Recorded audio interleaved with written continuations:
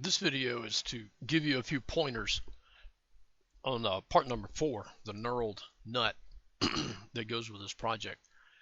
As you can see, here's my axes, my XYZ axes down here, okay? So I've centered it up on the origin.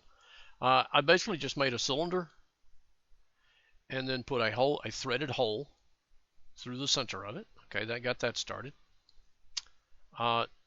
Next, I created a work plane at an angle.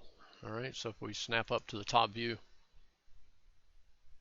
that work plane is going to be for the 0.1875 holes to get it started, and I set it at an angle.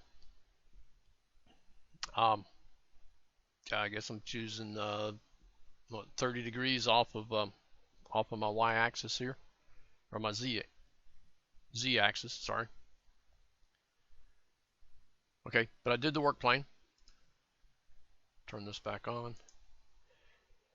And on that work plane, I can create the hole here and give it my depth that I need. And then I did a circular pattern to create the other 3 holes, or the other 2 holes, sorry. Okay.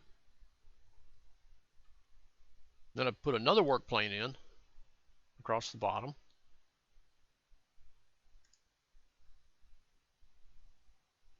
Well, I've got the work plane.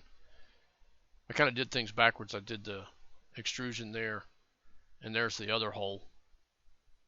I needed the extrusion first to get my hole in there correctly. But this extrusion is just like the key slot in the other video.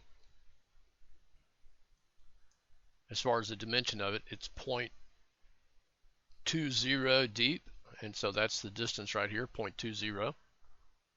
So if you've watched the other video on part number 2, excuse me, the process is the same for creating that. And then I did my other hole down here, and this has a knurl finish to it, and there's a separate video on how to create or how to edit the materials library to get that knurl finish right there. So that's how you do it. Simple.